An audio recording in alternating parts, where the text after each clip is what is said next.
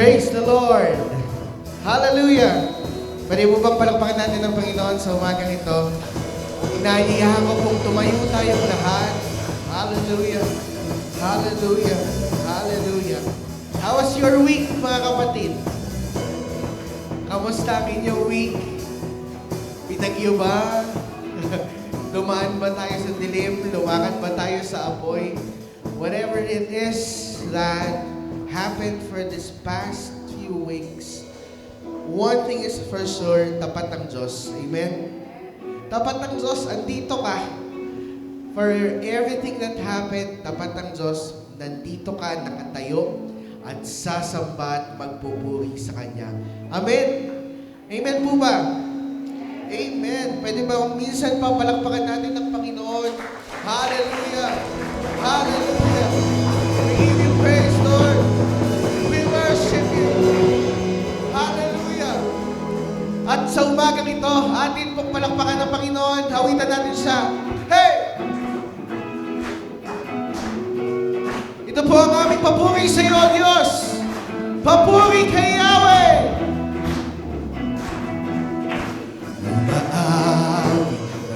Papuri, nagdiwang ang lahat. Papuri kay Yahweh, Yahweh, Yahweh. Bumalabo sa presensya mo, nagpupugay ang lahat. Papuri kay Yahweh, Yahweh,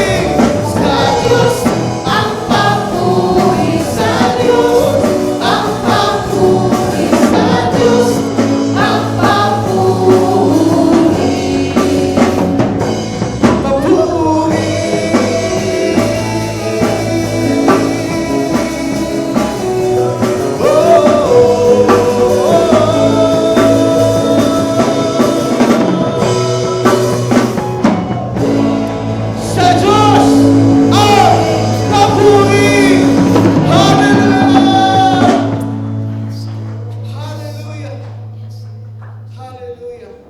Pwede po ba? Isa pa. Sigaw natin sa Diyos ang papuri. 1, 2, 3. Sa Diyos ang papuri! Hallelujah! Hallelujah! Hallelujah! Yes, Lord.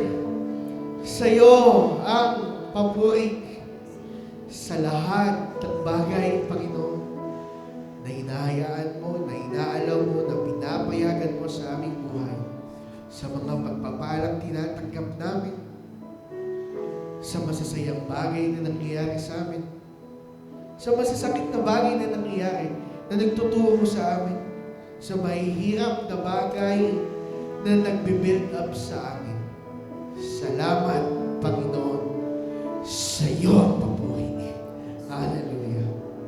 Ngayong umaga po, patuloy nating sambahin at purihin ang ating Diyos na buhay sapagkat siya'y tapat at patuloy siyang kumikilos sa ating mga buhay.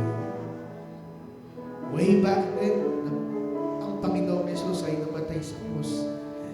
Yung kanyang kamatayan, ito'y nagbigay sa atin ng buhay.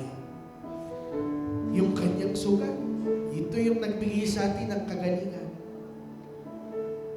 Lahat ng bagay na tinanggap ng Panginoon ay alang-alang sa ating kaligtasan. Kaya, tama, church, dapat lang talaga natin purihin ng Diyos sapagkat ginawa niya lahat yon sa panahon hindi tayo karapat-dapat. Sa panahon tayo ay mahina. Sa panahon tayo ay makasalanan. Kaya, lahat ng bagay na meron tayo, lahat ng bagay na nagagawa natin, ay dapat sa Kanya natin ibalik. Amen? Amen. Sa umagang ito, patuloy po natin sambahin ng ating Panginoon.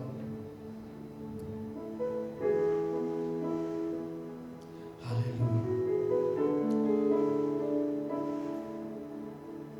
Ikaw ang nagbigay sa akin buhay, buhay na kasiya-siya at puno ng saysay, binigyan ng kapayapaan, tunay na kaligayahan. Ikaw ang kayamanan ni mapapantayan. Buhay ko'y binigyan mo ng kaligtasan, aking kasalanan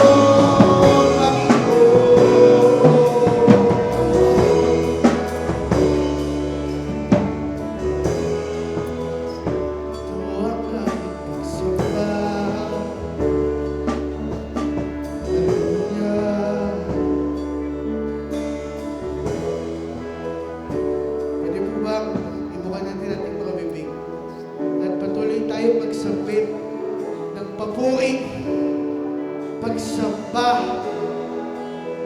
sa Diyos na tapat. Hallelujah.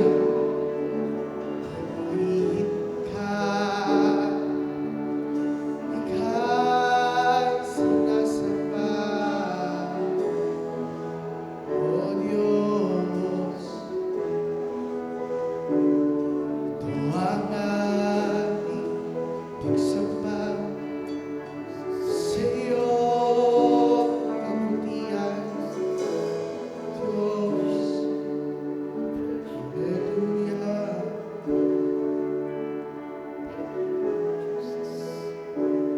Hallelujah. Hallelujah.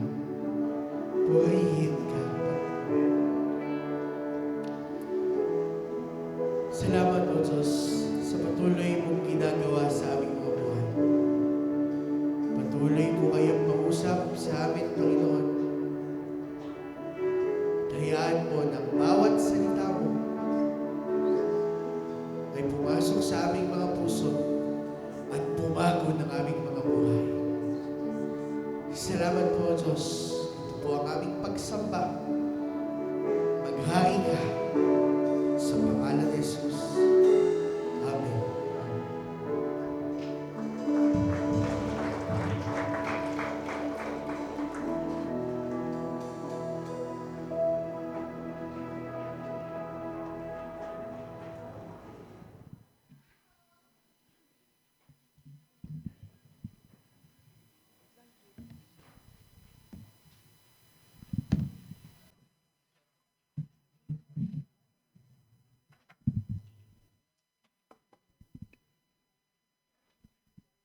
Good morning.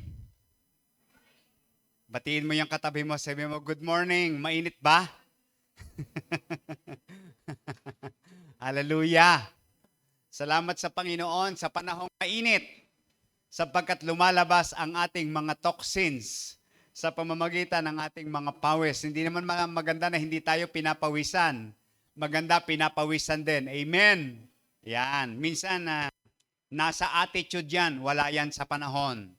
At lahat ng panahon, walang masamang panahon. Lahat ng panahon ay may magandang purpose, may magandang layunin, may gamit, no? Pati ang panahon ng tag-init. Yun nga lang, dapat na pinaghahandaan natin at alam natin kung paano tayo kikilos sa mga ganitong panahon. Okay? Huwag na kayo magsusuot ng mga, ano bang wind, yung hindi mapasukan ng hangin, ano man tawag sa jacket na yon? Windbreaker, yan. Okay, maliban kayo nagja-jogging at nagpapapayat, huwag kayo magsusuot ng suit na sinusuot ng mga nagbabawas ng maraming pawis sa katawan. So, at saka iinom po lagi ng tubig. Sino may baong tubig? Taas ang kamay. Yan, hallelujah. Magbaon ng tumbler, magbaon ng tubig. At kailangan natin yan, mayat maya, umiinom tayo ng tubig. Importante po yan. Let us keep our bodies hydrated. Okay? So purihin ang Panginoon. Let us enjoy this summer. Malapit ang bakasyon ng mga eskwela. Makakapagpahinga na ang mga magulang sa hatid sundo sa mga apo, anak, at sa pagbabaon at kung ano-ano pang mga obligasyon. At paghahandaan naman nila ang pagiging super active ng kanilang mga apo at anak sa loob ng bahay na sasabihin nila, buti pa may pasok. Okay, so purihin ang Panginoon ngayong umaga at sa Kanya ang lahat ng kaluwalhatian. Bagaman may mga hindi magagandang pangyayari sa ating kalagitnaan, alam natin ang ating isang kapatid ay dinapuan ng karamdaman at siya ay nasa isang kalagayan na kailangan po talaga nating ipanalangin. Let's pray for Sister Epay.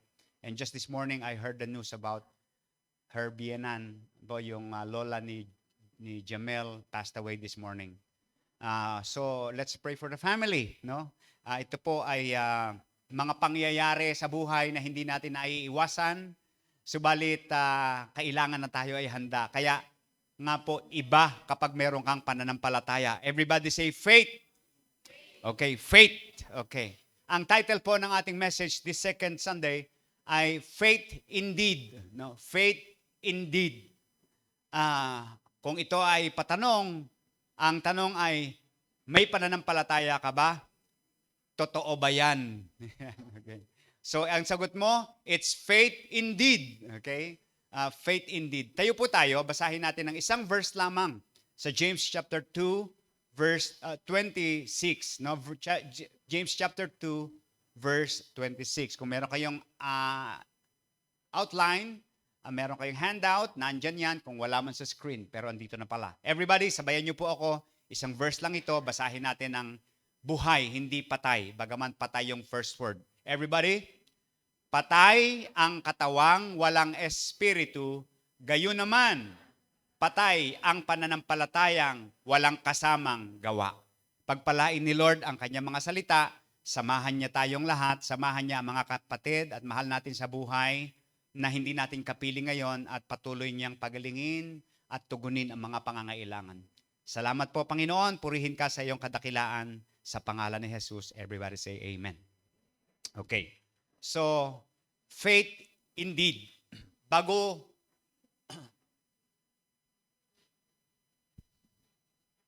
ko simulan ang topic na ito, meron akong gustong dalawang bagay na linawin. Ano po?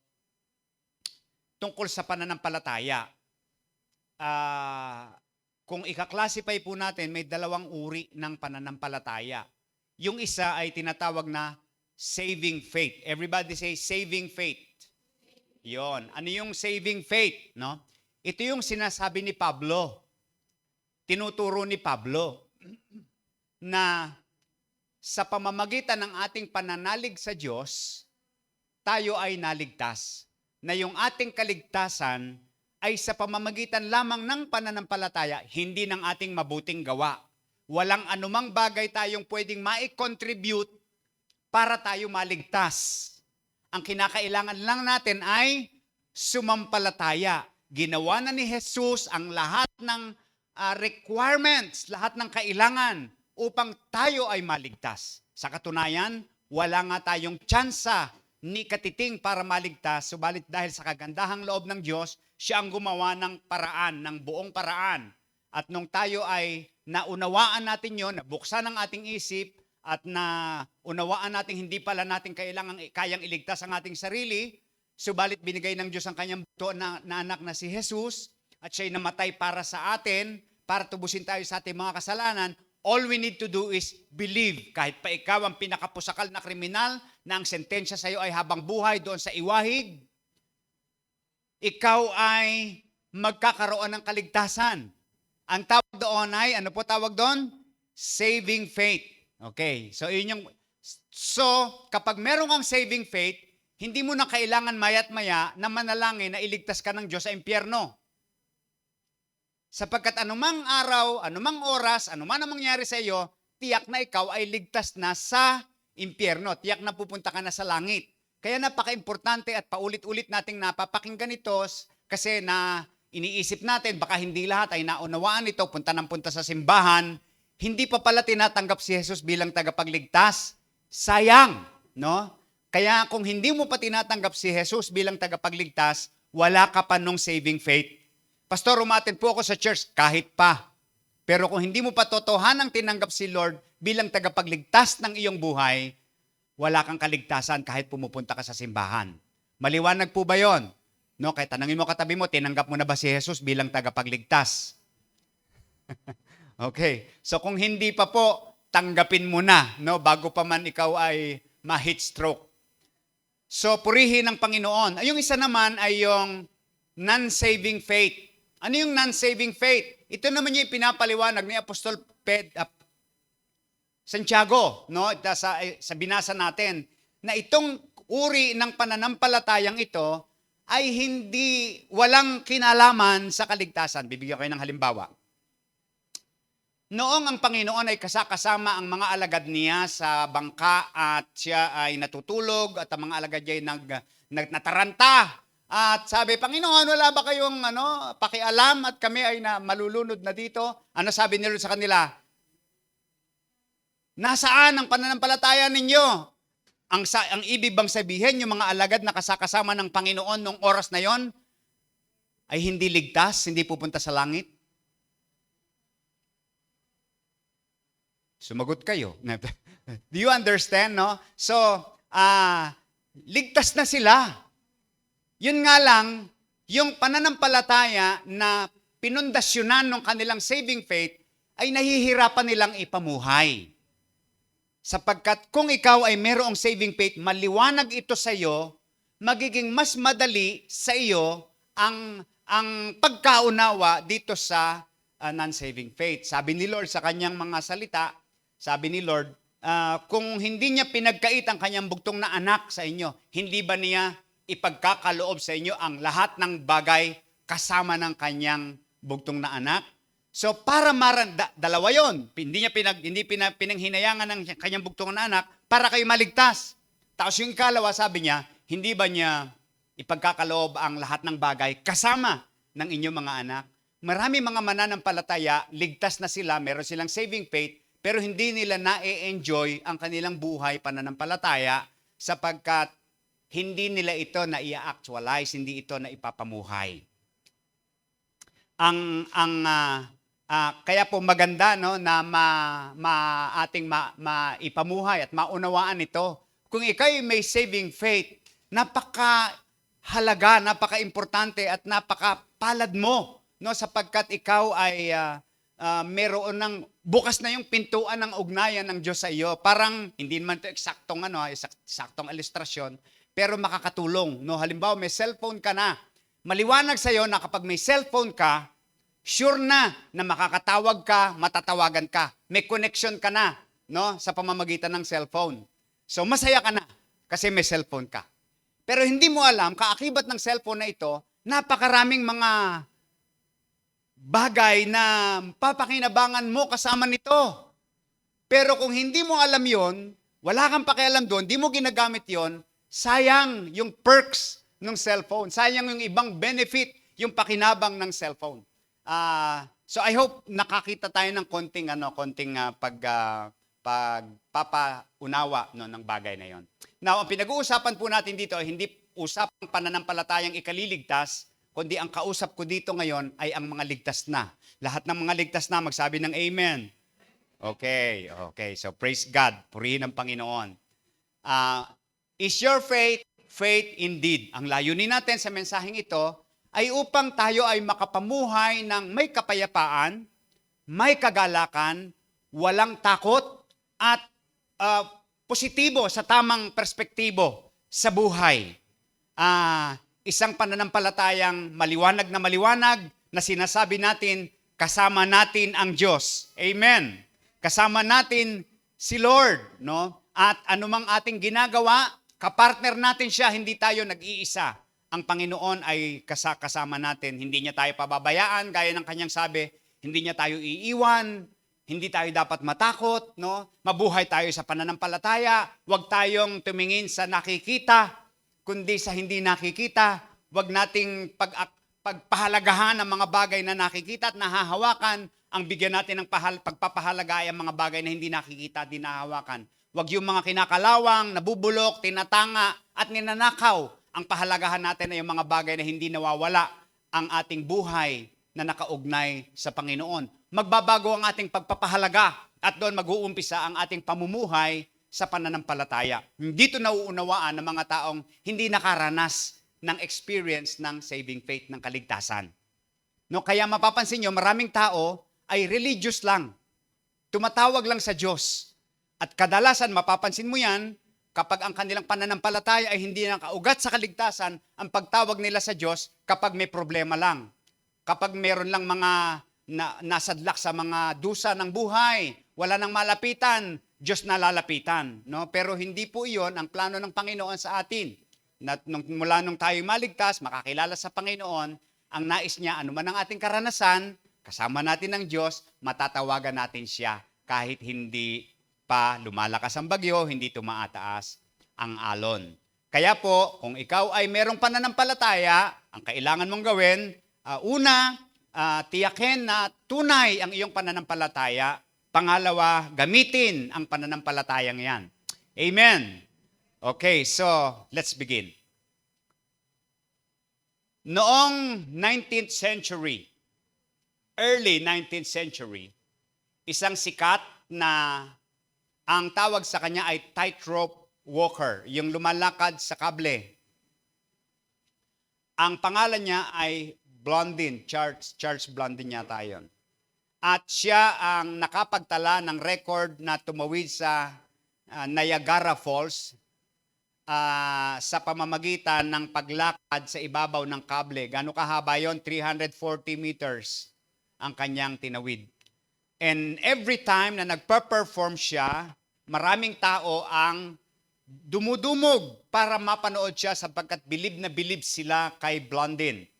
Napakahusay niya sa kanyang mga exhibition, kung ano-ano ang kanyang, hindi lang siya naglalakad, marami pa siya mga tricks na ginagawa habang naglalakad.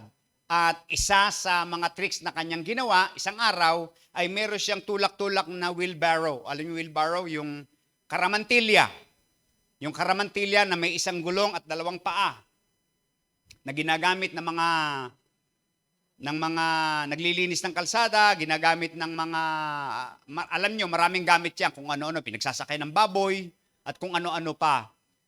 So, sabi niya, naniniwala ba kayo na kaya kong tumawid sa kabilang dulo na meron akong karamantilya? Sabi niya, yes, naniniwala kami. So, ginawa niya, tawid siya, may karamantilya hanggang doon sa dulo, nakatawid siya. Palakpakan yung mga tao. Pagdating niya sa dulo, sabi niya, naniniwala ba kayo na kaya makatawid pabalik na kahit may sakay na tao? Sabi niya. Oo, naniniwala kami. Taas ang kamay nila. Talagang sila, paniwalang paniwala. Tapos sumunod niyang tanong, sino gustong sumakay?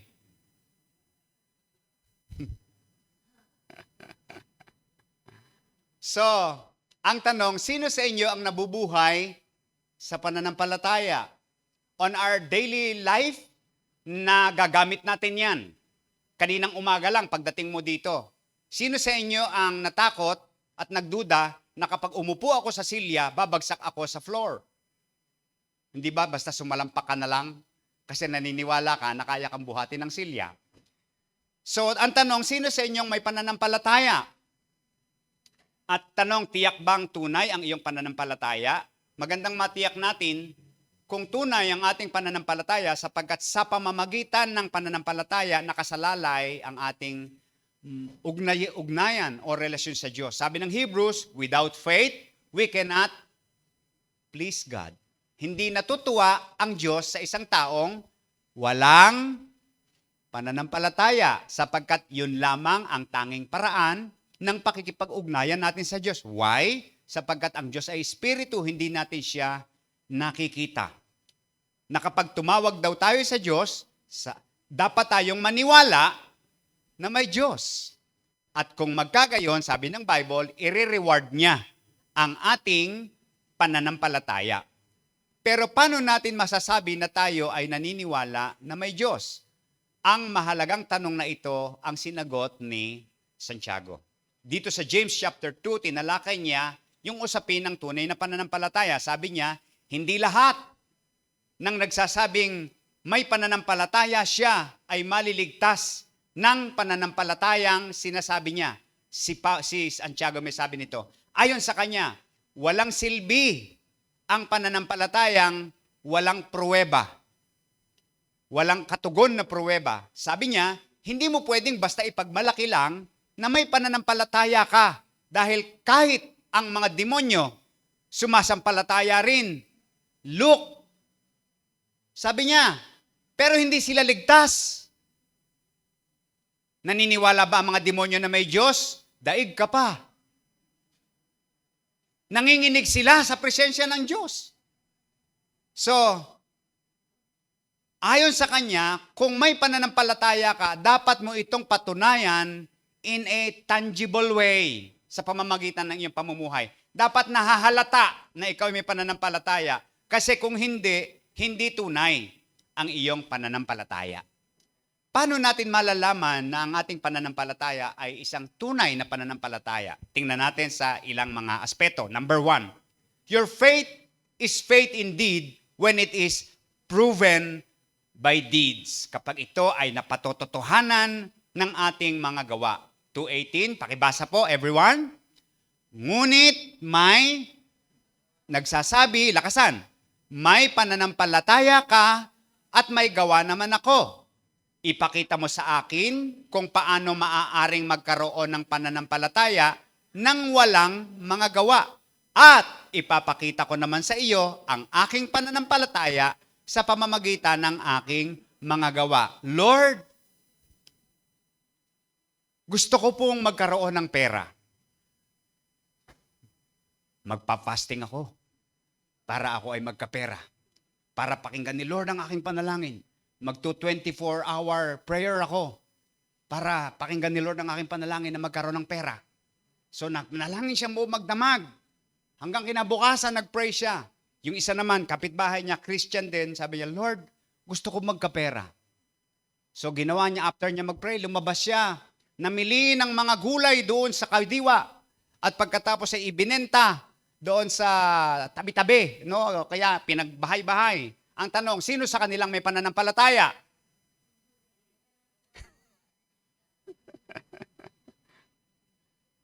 So sinusugan ni Apostol Pablo, sabi niya, ang pananampalataya, sabi ni Apostol Santiago, na hindi nakikita o intangible ay nagiging tangible sa pagbibigay buhay dito.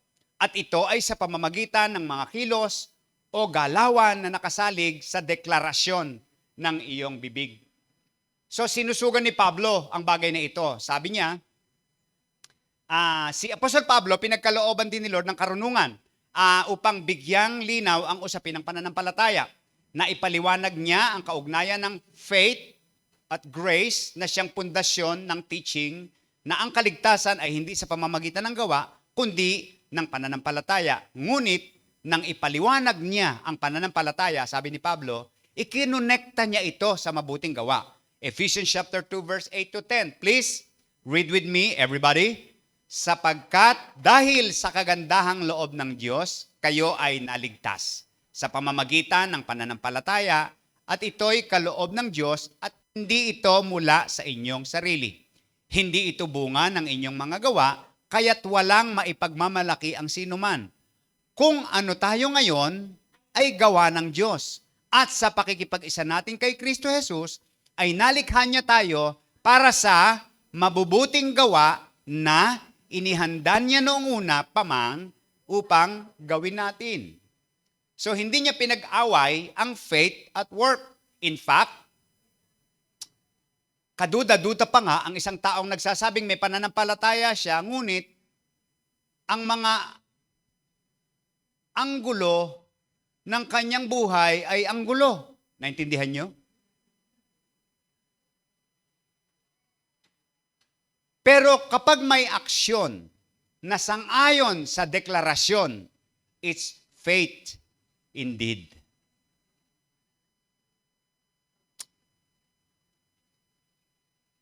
Ang mananampalataya ng Panginoon ay dapat tagasunod din ng Panginoon. Salvation is by faith through grace, but faith is strengthened by an effort of obedience. Ang faith ay dapat patunayan ng pagsunod at ang pagsunod ay nangangailangan ng aksyon. Amen. Halimbawa, nang tawagin ni Jesus ang mga unang disciples, nagpakita siya ng pananampalataya nang sumunod sila, literally. Sumunod sila. Ang rich young ruler, nabasa niyo na ba ito sa Gospels? Yung lalaking mayaman, na bata pa, na lumapit kay Jesus, sabi niya, naniniwala siya sa buhay na walang hanggan. Sabi niya,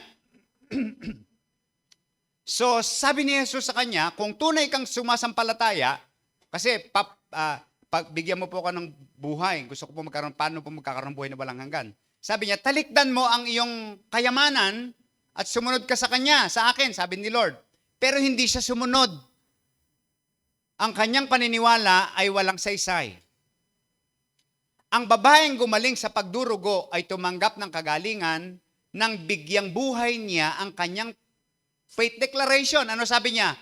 Mahawakan ko lang ang laylayan ng kanyang damit. Gagaling na ako. Hindi niya sinabing, kung talagang kalooban ng gumaling ako ni Lord, pupunta siya dito. Pero sa kabila ng kanyang kalagayan, nagsumikap siya, nag-struggle siya para mahawakan. Kasi sabi niya, mahawakan ko lang. Hindi madali na makalapit siya sa kanyang sitwasyon. Maraming nagsisiksikan. Kaya hindi lang siya nag-effort. Effort to the max siya sa pagkakataong yon. Tanong, ano ang hinangaan mo sa kanya? Yung effort niya o yung pananalig niya? Yung effort na yon ay hindi niya kayang gawin kung wala siyang pananampalataya. Ito po ang kadalasang katotohanan ng isang taong tunay na nananampalataya ay hindi hinahangaan sa kanyang sinasabi, kundi sa nakikita natin sa pamamaraan kung paano niya ito pinatutunayan sa kanyang buhay. Hindi mahirap unawain ang kaugnayan ng gawa sa pananampalataya kung naniniwala ka na magkakatrabaho ka, mag-effort ka, gumawa ka ng resume, kumpletuhin mo yung requirements, ipasa mo yung interview, magpa-physical exam, etc., etc. Kung hindi mo ito gagawin, walang maniniwala sa iyo na gusto mo magkatrabaho. Amen? Hindi naman relevant to sa inyo kasi alam ko wala naman tamad dito, puro may trabaho kayo. Amen?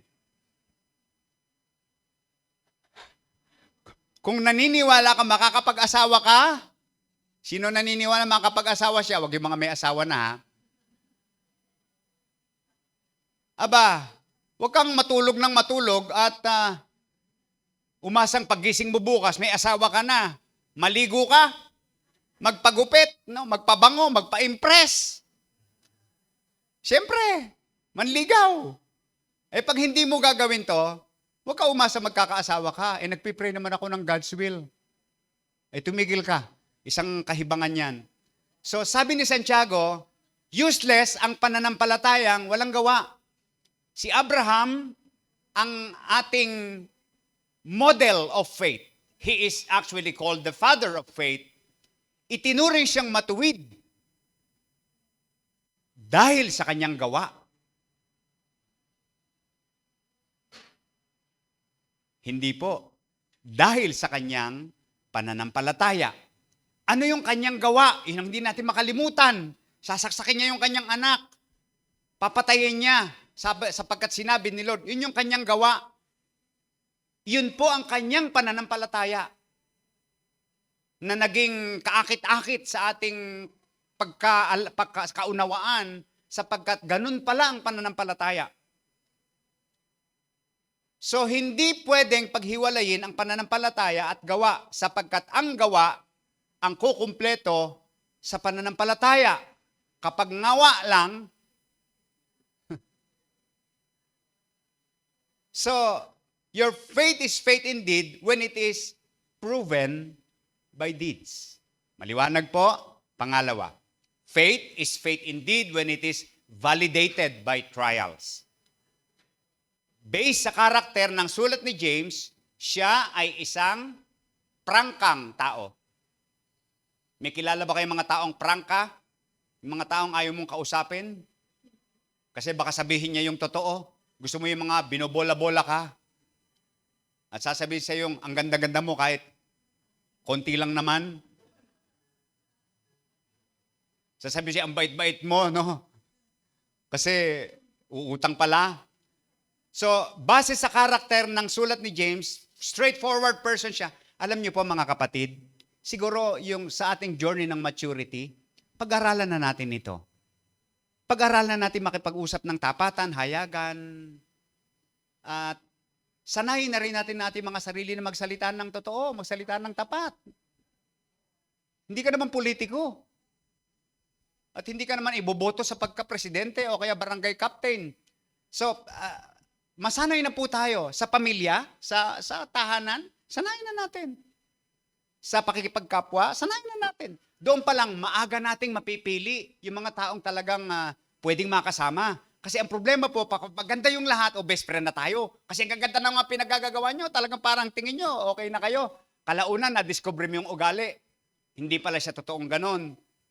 So, kaya maganda po sa pasimula pa lang, mas magandang gawin yon. Pero kung may mga kaugnayan na kayo ng mga tao, na hirap ka na sikip na yung kalooban mo, ba't ba nakilala ko pa itong taong to? May mga ganun eh, may mga taong pwede lang, di mo na nakilala eh, kasi pinahirap niyang buhay mo eh.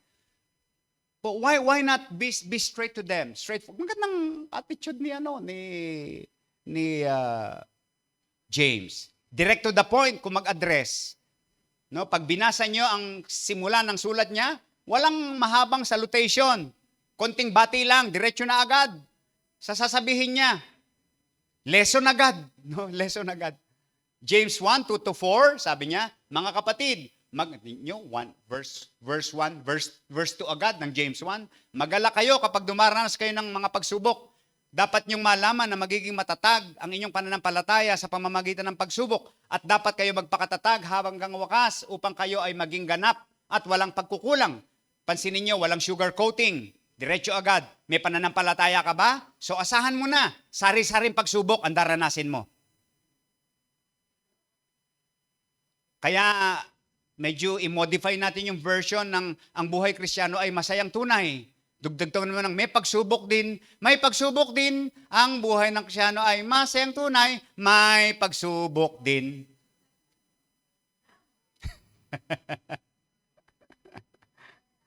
Kaya masanay ka na. Amen? Para din yan sa kapakinabangan mo dahil kung walang iba't ibang pagsubok, hindi lalago ang iyong pananampalataya. And this is the message we want us to learn, no? We want everyone to learn. We want Jamel to learn, the John to learn, the family Pumikpik to learn. And all of us must learn na hindi lalago ang ating pananampalataya kung walang mga pagsubok tayong nararanasan. In fact, marami na ditong malalago ang pananampalataya. Anong ibig sabihin? Marami ng pagsubok na nalagpasan. Yung iba, marami ng pagsubok na iniwasan. Kaya hindi lumalago sa pananampalataya. So, parang ganyan yung paraphrasing. Bakit minsan inaakala ng iba na pananampalataya pananampalataya na taglay nila ay hindi pala pananampalataya na inilalarawan ng Biblia? Yung pananampalatayang taglay mo, hindi pala tayong biblical faith, hindi pala tayong tinuturo ng Bible. Sapagkat kapag nakakaranas ng pagsubok, kahirapan, persecution, tukso, o kapag in love na,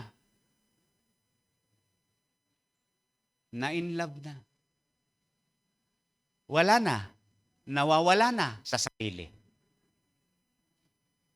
Napaka-prayerful ng kapatid na yun, lagi taas ang kamay, lupa-luha.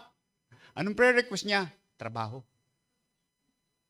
Nagkatrabaho na, wala na. Naintindihan niyo? So, ang kabataan, marami sa church lagi niyan, lalo noong araw. Paboritong tambayan ng mga kabataan, simbahan. Ang saya-saya, daming kabataan. Tatanungin mo lahat yon.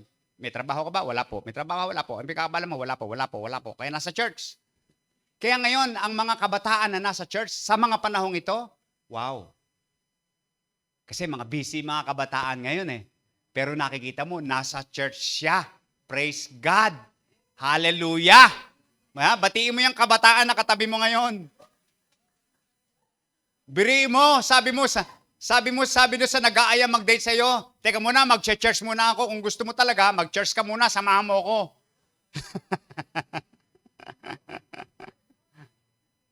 Hindi ako masaya na maraming kabataan sa church pero puro walang trabaho. At saka puro mga nag-drop sa eskwelahan at walang mga ginagawa kaya nasa church. Hindi po ako masaya. Sesermonan ko talaga kayo. Magkakaroon tayo ng service ng merong pananampalataya, no? So ang buhay ng Kristiyano ay masayang tunay. Ang buhay ng Kristiyano ay masayang tunay. Yan ang isang dapat kinokorek. Totoo po na may hatid na kagalakan once na ikaw ay naging mananampalataya. Pero ang kagalakang dulot nito ay hindi lang dahil sa pagiging malaya mo mula sa pagkaalipin ng kasalanan. Hindi lang ito dulot ng pagkakaroon mo ng bagong buhay, bagong social environment, ang church, at mababait na mga kapatiran. Isa po sa magandang dahilan kung bakit ang mga tao, bisita, mga bagong umaattend, ay bumabalik. Alam niyo po, minsan hindi pa sila ligtas. Sapagkat nakita nila yung pagkakaiba doon sa dati nilang pinupuntahan para mga santo ang mga kasama nila. Magbabatian na ng kapayapaan. Dito may yakapan pa, may, kamusta ka? May patapik-tapik pang ganyan, no? Ang babait nila. So, kaya maganda bumalik sa church na yon, buhay, no? So, hindi lang 'yun hindi lang 'yon, no? Ang pananampalatayang tunay, hindi lang kapag may answered prayer, kapag may blessings. Ang pananampalatayang tunay, lumalago, lumalalim, tumatatag. Amen? Pero para makamit ito, dadaan, papahintulutan, papatunayan natin ito sa pamamagitan ng mga pagsubok na ipapahintulot sa atin ng Panginoon. Walang shortcut, walang detour, walang bypass ang journey na ito ng pananampalataya. So, kapag hindi pinadaan ang pananampalataya sa pagsubok, hindi titibay. At kapag hindi matibay ang pananampalataya, hindi nakakatuwa. Every trial is an opportunity for growth and maturity. Kaya sabi ni James, pag nakita mong may parating na pagsubok o may mararanasan kang pagsubok, sabi niya, rejoice!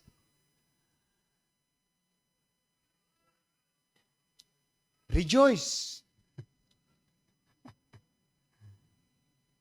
Siyempre, sa katotohanan, hindi madali yon.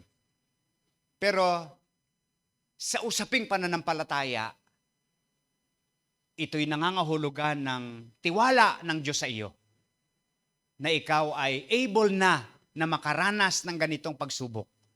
Sapagkat pag nalagpasan mo ito, mas tatatag at lalalim ang iyong pananampalataya. Your faith is faith indeed when it is tested. Tanungin mo katabi mo, kumusta pananampalataya mo? Tested na ba yan? Number 3, and probably this is the last. Maliban kung meron pang nakasunod dyan sa outline. Faith is faith indeed when it is characterized by patience. Everybody say patience. Everybody, sabayan niyo po ako. Kaya nga, mga kapatid, magtiyaga kayo hanggang sa pagdating ng Panginoon. Tingnan ninyo ang magsasaka. Buong tiyaga niyang hinihintay ang mahalagang ani ng kanyang bukirin at inaabangan ang pagdating ng tag-ulan. Dapat din kayong magtiyaga. Tibayan ninyo ang inyong loob sapagkat nalalapit na ang pagdating ng Panginoon.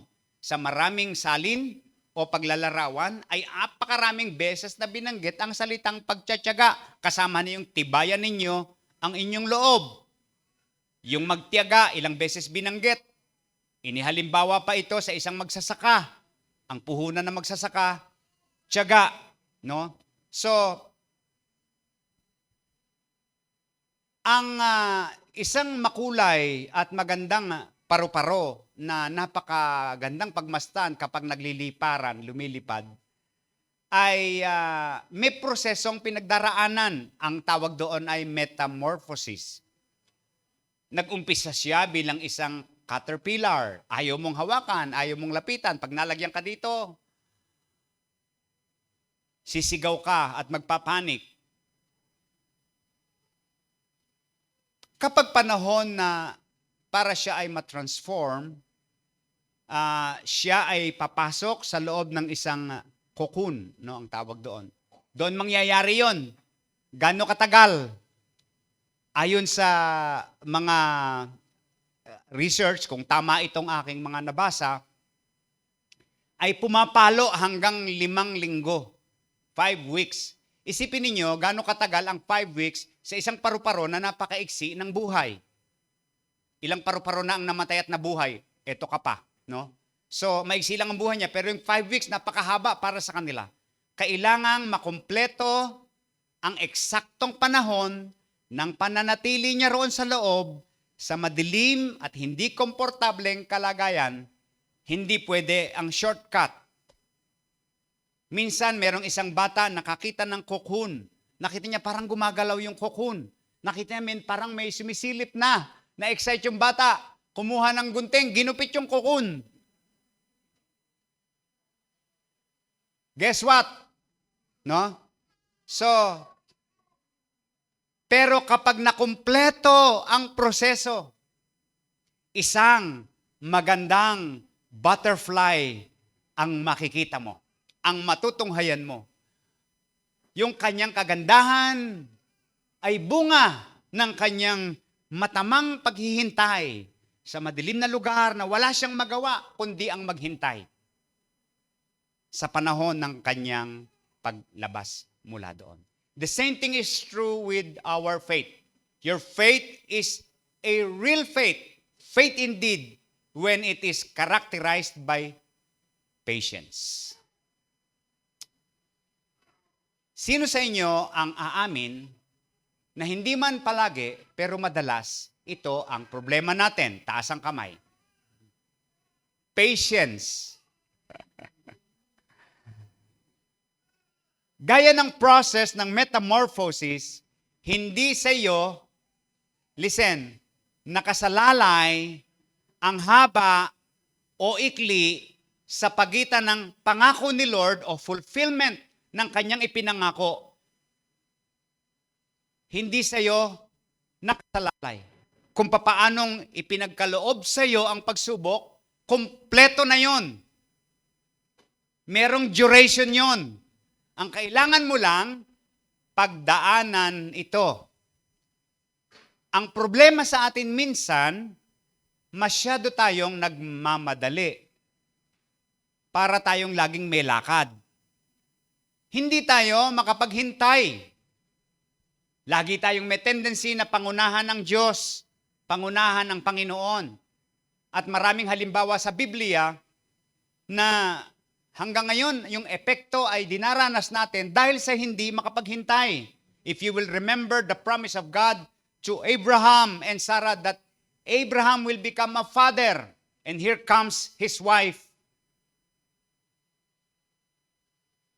Tulungan natin si Lord para magkatotoo yung kanyang pangarap sa iyo. Kasi mukhang walang mangyayari. Ito yung aking maid of honor. Siya yung sipingan mo, magkakaanak ka. So ayan, ang problema hanggang ngayon, problema natin yung mga ganong bagay. Malaki po ang damage na idinudulot kapag ang tao ay hindi makapaghintay. Sabihin mo sa katabi mo, be patient. Ang pananampalataya ay mapapatunayan kung nakahanda kang maghintay ng matyaga sa gitna ng hindi paborable, boring, o mga panahon ng pananampalatayang ayaw mong daanan. Ang paglago ng pananampalataya ay nangangailangan ng sapat na panahon. Ang ating pananampalataya ay gaya ng mga mamahaling bato o metal. Unti-unti ang pagdadalisay dito at pinaglalaanan ng sapat na panahon ang paghulma dito upang maging isang kaakit-akit na alahas. In fact, ang mga pinakamamahal na alahas ay ang mga alahas na dumanas ng pinakamatitinding pressure at panahon bago sila ma-discover.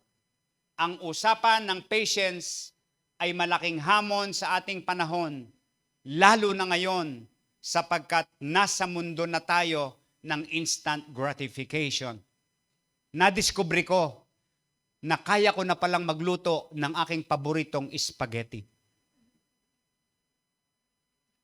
Kasi isipin ko pa lang, yung paggawa ng spaghetti, talagang uubusin mo kapag hinainan ka ng asawa mo nito. Pero ngayon, isang araw, pagbaba ko, may spaghetti na kami. Nagtaka ako, may spaghetti na kami. Sabi ni Dina Dear, tinry ko yung instant spaghetti. Meron na palang ganon, no?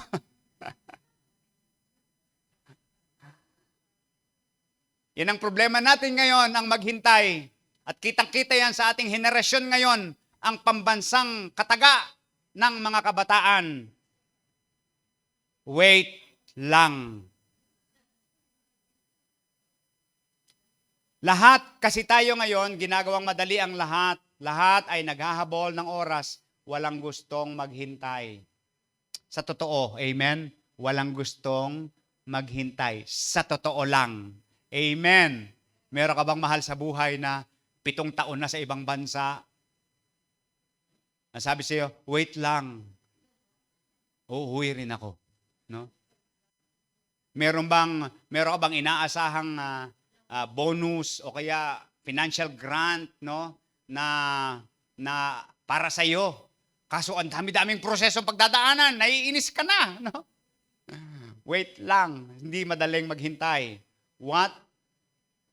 That is why patience is not just a virtue. Patience is significant proof that your faith is faith indeed. Bago tayo magtapos, gusto ko lang i-address ang bagay na ito. Ito naman ay hindi ko pa masasabing napatunayan ko na, subalit malapit ko nang mapatunayan. Kung totoo nga o hindi. Ang sabi nila, kapag tumatanda ang tao, umiigsi ang pasensya. Nagtataka ako doon.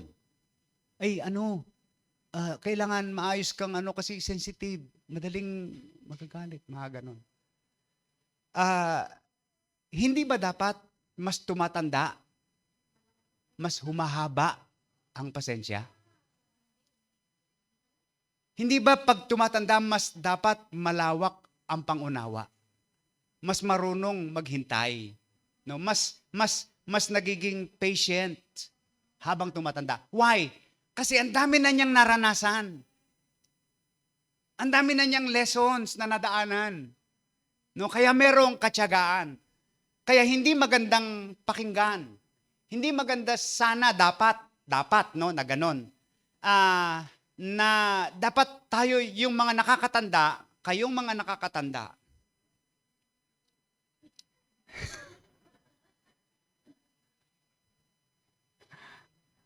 Ay kinakakitaan ng modelo ng paghihintay. Ito naman ay tinutukoy ko do sa mga nagkaedad na parang medyo nakulangan ng kaalaman sa pag-edad. Pero marami akong kilala na mga adults na sila, nakikita mo ang pagiging adults nila. Sila ang bumabalanse sa mga nakababatang henerasyon na hihirapang maghintay because of their experience. At hindi sila hula-hula sa kanilang sinasabi. Sapagkat naranasan nila, dinaanan nila. Kaya nakakatulong po. Ito maganda sa church. Hindi binubuo lamang ng mga bata, kundi ng mga nakakatanda din. Kapag nakakakita kayo ng mga nakatatanda sa church, mapalad tayo. Sapagkat may mga taong nadaanan na yung ating nadaanan at matututo tayo mula sa kanila. Yung mga tinutukoy ko naman ng mga matatanda na maigsi ang pasensya, wala dito. At kung tingin mo, nagsisinungaling ako, pwede ka na lumabas. Joke lang. So, do you understand? No, dapat mas malawak, mas mataas ang ating pasensya. Mas na-develop kasi ang ating pananampalataya. So, your faith is faith indeed when you learn to wait on the Lord. In fact, one of the synonymous term of faith in the Bible is wait. Yung waiting on the Lord means believing in the Lord. At dito talaga nasusukat ang tibay at katotohanan ng ating pananampalataya when we learn to wait from God. So tapusin na natin. Basahin natin at balikan yung verse 2 to 4. Basahin uli natin. Everyone, mga kapatid, magala kayo kapag tayo'y dumaranas ng iba't ibang uri ng pagsubok. Dapat ninyong malaman na nagiging matatag ang inyong pananampalataya sa pamamagitan ng pagsubok at dapat kayong magpakatatag hanggang wakas upang kayo'y maging ganap at walang pagkukulang. Mapapansin natin na merong reward sa isang pananampalatayang tunay. Kapag nanatili ka sa pananampalataya sa gitna ng tukso at pagsubok, kapag sinang-ayunan mo ang iyong paglakad at namuhay ka ng may pagsunod sa kalooban ng Diyos, kapag matiyaga kang nanatiling tapat sa gitna ng nakakainip at nakakabagot at tila walang katapusang paghihintay. Kapag ang pananampalataya mo ay pinatotohanan ng iyong mga gawa, may pangako si Lord. May reward ka mula sa Panginoon. And this is the promise, everybody. Please read. Let perseverance finish its work so that you may be mature and complete, not lacking anything. Wow. You will be mature, complete, not lacking anything. No, sa original word po, ang salitang ito, yung mature, complete, not lacking anything, ay pagiging ganap at wala nang kailangan pa upang maging mature. Kompleto na, perfect na. So dito lang sa mundong ito, mararanasan mo at magkakaroon ka ng lasa ng kakumpletuhan o perfection sa iyong buhay sa pamamagitan ng pananampalataya. Hindi lang temporary success ang mararanasan mo, kundi complete joy, even in the worst times of your life, and deep satisfaction during the best times of your life. You will be able to experience the level of biblical maturity. What is biblical maturity? Perfect, complete, not lacking anything. Hallelujah. Pwede bang palakpakan natin ang Panginoon? Let us all stand up. Tayo po tayong lahat. Ito ang ultimate desire ng bawat isa. Ang makamit lahat ng ninanais sa buhay at ang maranasan ang isang perfect, complete life which lacks nothing. Malamang pwede nating sabihin imposible yung lacks nothing. Sapagkat wala namang tao sa atin na kumpleto sa lahat eh. Meron ba dito na lahat ng bagay na ninanais at gusto niya, meron siya? Pero sabi ng Bible, pwede nating maranasan. And it can be understood only sa diwa ng pananampalataya. Posible ito at higit pa sa inaasahan mo ang pwedeng maganap. Ang malungkot, hinahanap natin ito, yung perfect, complete, lacking, hinahanap natin sa iba't ibang pamamaraan, sa iba't ibang mga bagay.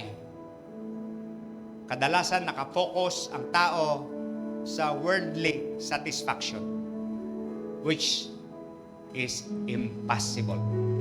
Wala pang taong nakaranas ng perfect worldly satisfaction. Sapagkat ang tao sa usapin ng mundong ito ay walang kasiyahan.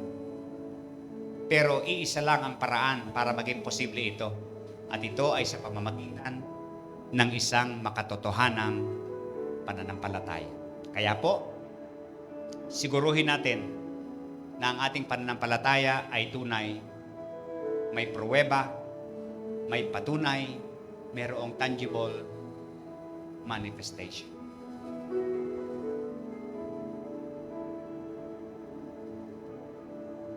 Sa isang malayong isla,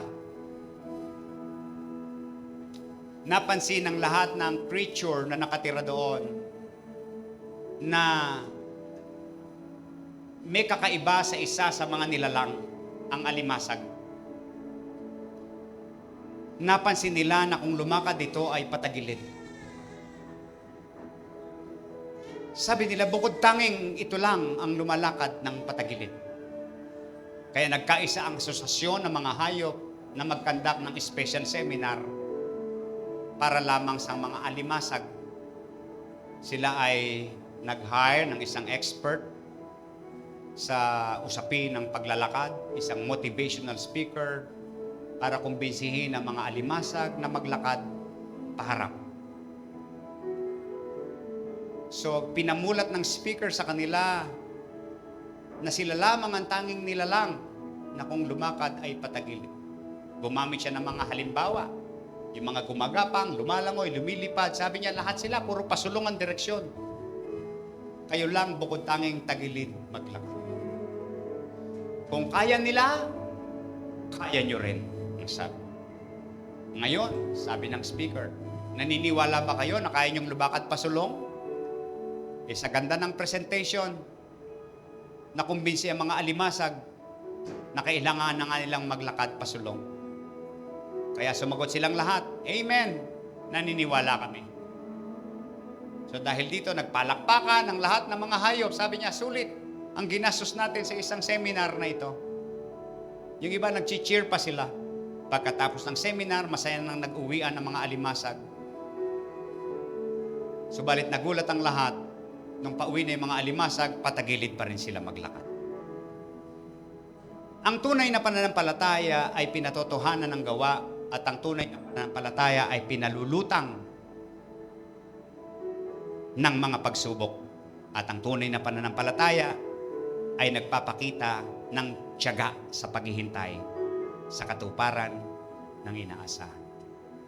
Hindi ko po alam kung ano ang ating sitwasyon ngayon na nangangailangan ng pananampalataya.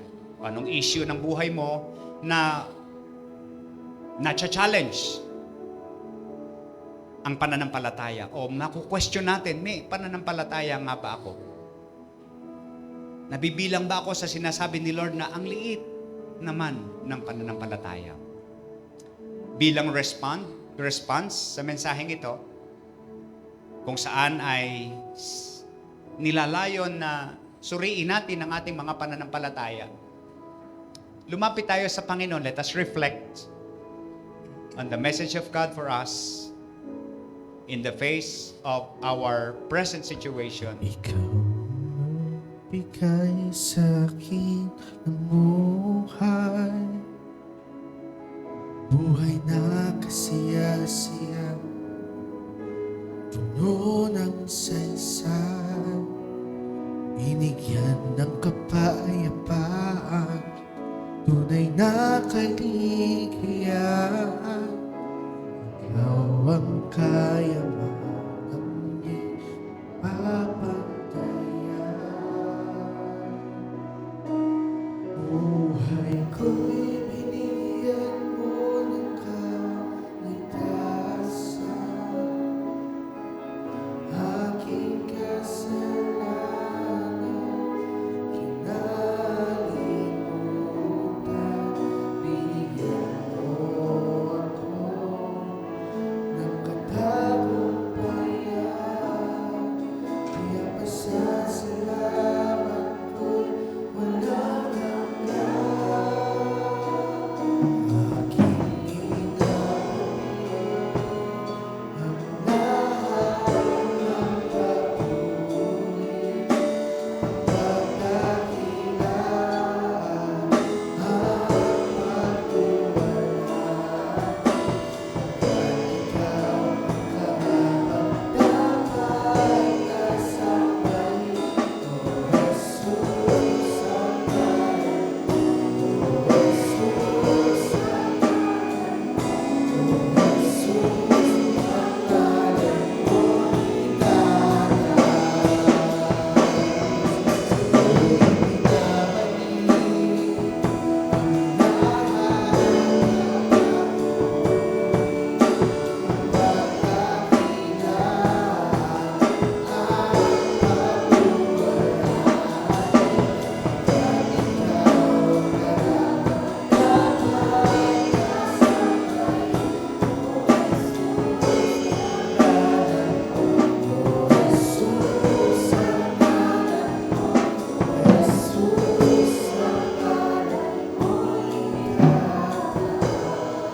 Panalangin namin, Panginoon, na mataas ang ngalan mo sa tinatawag naming pananampalatayang aming taglay.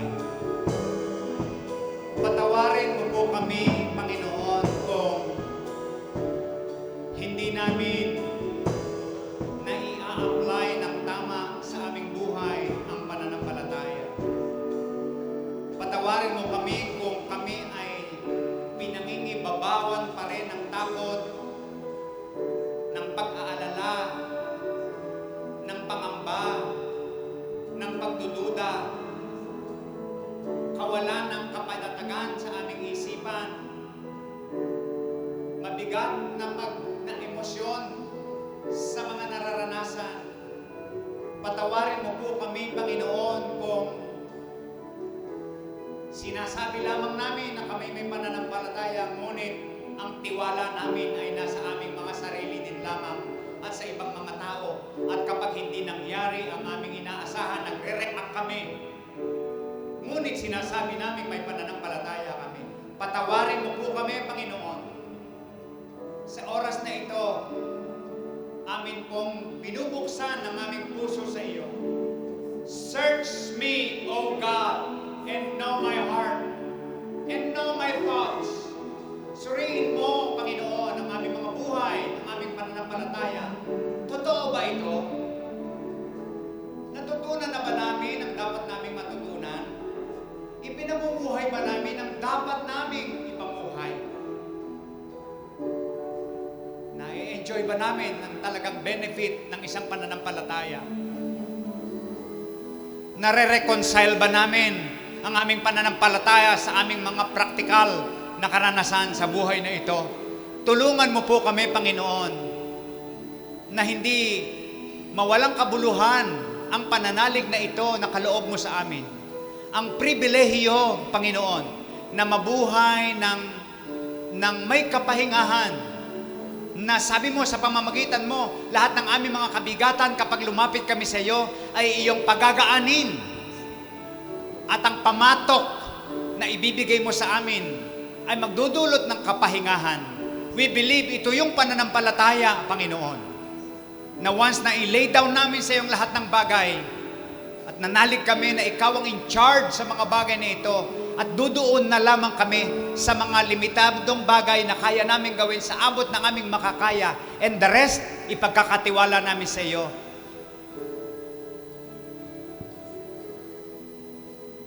Tulungan at turuan mo po kami, Panginoon, na hindi masayang ang pananampalatayang bunga ng aming pagkakaroon ng ugnayan sa iyo bilang aming tagapagligtas. Panginoon at Diyos na sumasama sa amin saan man kami naroroon. Patawarin mo po kami kung nawalan kami isang araw ng pananalig at inilagay namin sa aming mga kamay ang mga bagay-bagay. Patawarin mo kami kung hindi nagtutugma yung aming sinasabi at ang aming ginagawa. Patawarin mo kami kung sa halip na makapagdulot kami maging blessing sa ibang tao, sapagkat akala nila, ang tingin nila sa amin, kami ay mga taong may pananampalataya, subalit nabibigo namin sila sapagkat minsan ay hindi maunawaan nila. Hindi nila mapagtugma ang aming pananampalataya. Patawarin mo po kami kung sa pamamagitan ng mga bagay na ito, sa halip na makadagdag kami sa kaharian mo, sa halip na makahikayat kami, sa halip na may mga taong ma-inspire na lumapit sa iyo, subalit sa pamamagitan ng aming mga maling pagkaunawa, maling pagsasakatuparan ng aming pananampalataya, ay nababalam ang pag-akay ng mga kaluluwa sa iyo. Patawarin po kami. Sa oras na ito, Panginoon, we want our faith to be faith indeed. Ang aming pananampalataya, Panginoon, ay magningning, Panginoon, na sa pamamagitan nito ay masasabi ng mga tao, totoo na nasa kanila ang Diyos. Totoo na sinasamahan sila ng Diyos. May bagay na kakaiba sa kanila na hindi ko maintindihan. Nais kong maging katulad nila. Nais kong marinig ang naririnig nila. Nais kong awitin ang inaawit nila. Nais kong basahin ang mga binabasa nila. Nais kong manalangin sa Diyos na dinadalanginan nila, sapagkat nakikita ko na hindi sila relihiyoso, tunay ang kanilang relasyon sa Diyos. Panginoon, ito po ang nais naming maging pagkakakilanlan bilang mga anak mo. Kaya po tulungan mo kami, samahan mo kami sa aming pamumuhay, at hayaan mo na ang bawat salita mo na aming napag-aaralan, nababasa, ay maipamuhay namin. At sino man dito ang merong challenges na kinakaharap ngayon, Lord, we pray na magamit yung pananampalatayang nakalulugod sa iyo. Pagkalooban mo kami ng ganitong pananampalataya, Panginoon, na makalulugod sa iyo. Nalulugod ka sapagkat nakikita mo ang tunay naming pananalig. Pananalig hindi doon sa iniisip naming mangyayari ang aming ninanais sa paraang gusto namin at sa panahong gusto namin, kundi pananalig na ipinagkakatiwala sa iyo ang lahat ng bagay at buong pusong tinatanggap ang iyong mga katugunan ng may pagpupuri at pasasalamat sapagkat alam naming bilang mga anak mo, hindi mo kami pababayaan, hindi mo kami iiwan at walang bagay kang pahihintulutan na mangyari sa aming buhay na aming ikasasama kahit na mga bagay na hindi namin naiintindihan. Lord, kagaya ng panalangin ng mga apostol, ng mga disciple, increase our faith, O God. Increase our faith, O Lord, to the level that this faith will be pleasing unto your sight. Purihin ka at patuloy mo kaming pagpalain at samahan sa aming pamumuhay. Sa pangalan ng iyong anak na si Jesus. And everyone say, Amen. Amen.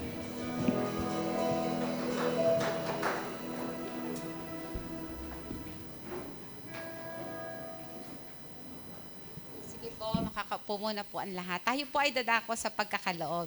Kukwentuhan ko po muna kayo. So, sino po dito ang complete na? Wala. Sino po dito ang lacking? May mga pagkukulang, may kulang. Ako konti. O doon po sa mga kokonte, nagtaas ang kamay. Sa inyo po yung kwento na to. Ganun. May pamagat po itong The Big O, Meet the Missing Piece. No? Matagal ko na po itong nagagamit sa pag-e-exhort at ngayon naalala ko siya. Si Big O po ay incomplete siya. May bahagi sa pagkabilog niya na kulang. No? Ngayon, nalulungkot siya kasi sabi niya, incomplete ako. So, isang araw, nag-decide siya na hanapin yung missing piece. No?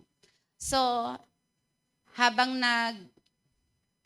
nagjo-journey siya, no, at hahanapin niya yung kanyang missing piece, marami siyang nadaanan. Isang beses nadaanan niya na may pumatong na butterfly sa kanya habang nagro-roll siya. Na-enjoy niya yon, no. Tapos isang beses naman nakasalubong niya yung turtle na nag-unahan sila sa paglalakad nila. So, na-enjoy niya yon. Tapos, meron din namang time na pataas yung kanyang paglalakbay. So, dahil bilog siya, ang hirap, malapit na siyang makarating sa top, bumaksak na naman siya dahil nga po, nagro-roll siya. So, marami siyang na experience. Dumaan siya sa bali, dumaan siya sa tubig, nagkanda, singhap-singhap siya, no, gano'n. Tapos, dumating yung time na may nakakasalubong siya na mga missing piece, no. Meron naman siyang, nung i-minute niya na yung kanyang katawan doon sa missing piece, hindi sila mga swak. Yung isa malinggit, yung isa naman masikip na hirapan siyang huminga, yung isa naman sa pagsisikap niyang ma-fix, nasugatan siya, no? So, ganon. So, sa madaling sabi niya, isang araw, na-meet niya, yung parang suwak na suwak sa kanya. Nung nag-hi siya, sabi niya, hi, ganyan. Tapos, kung pwede bang araw na, sukat yung bahaging yun, baka kasi siya yung missing piece. So, ayun, nagsuwak nga, naging bilog na siya. So, bakit po siya nag-journey? Hinahanap niya yung kanyang missing piece, no? So, nung na-meet niya na si missing piece, feeling niya komportable na siya. So, nag-rejoice siya. Nagpaikot-ikot siya hanggang sa yung mga dinaanan niya ay madali niyang na daanan. Kaya lang hindi niya na-enjoy. Hindi niya na-enjoy yung pag ni butterfly kasi ang tuloy niya hindi siya maabutan, no? So, sabi niya, ay, parang, ba't ganun, hindi pa rin ako masaya, complete na ako. No? So, alam niyo, ginawa ni Big O, iniwanan niya yung kanyang bahagi. And then, nagpatuloy na uli siya sa kanyang journey. So, sabi niya, hindi pala ako kulang. No? Nilikha pala akong ganito para ma-appreciate ko yung mga magagandang mga animals, mga magagandang hype, yung mga journey, ma-appreciate ko. So, kasi nung naging ano na siya, bilog na siya, parang napakadali na lang sa kanya. Pag pala kumpleto ka, parang hindi mo rin ma-enjoy yung pagiging complete. No? So, nilikha tayo mga kapatid na may kulang. Para yung kulang na meron ka, sa Diyos natin, hahanapin na siyang magkukumpleto. Kaya lang, ang kaibahan nito, ang Diyos, ibang magkumpleto. Masasatisfied ka talaga.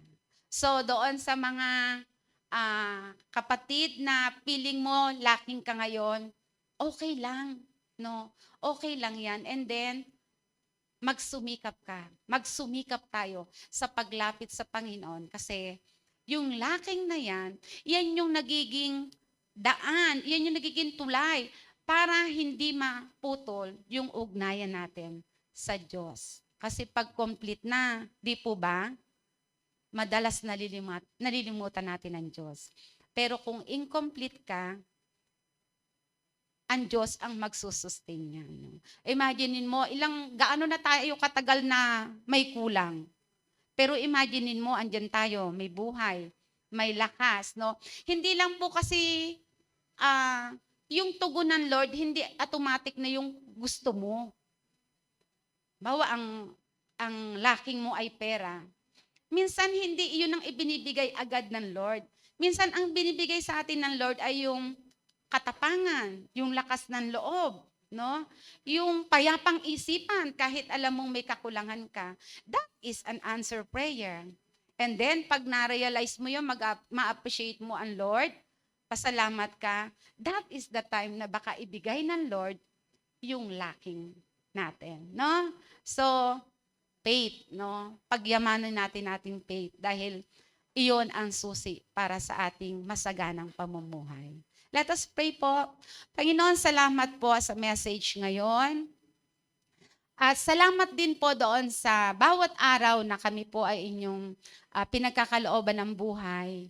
Maraming beses namin naririnig, Panginoon, na mas mapalad kami doon kasi siya nasa mabigat na problema. Pero ako, eto lang ang kulang ko.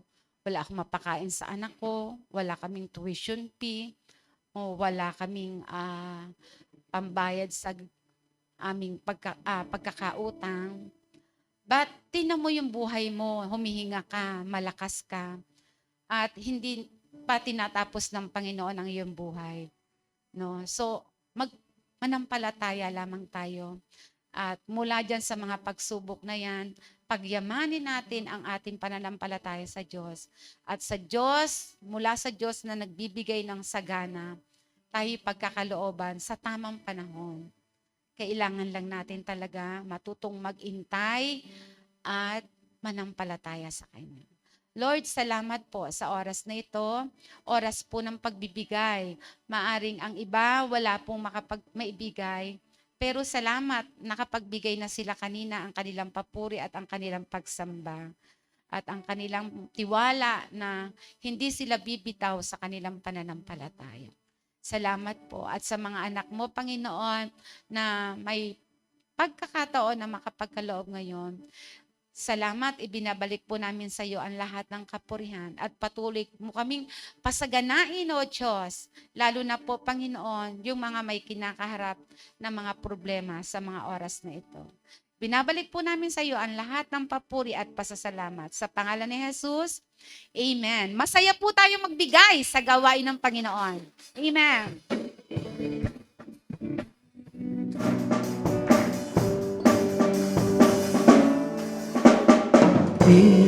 It will come back to you.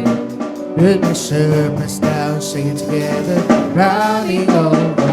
It will come back to you. you give to the Lord. Give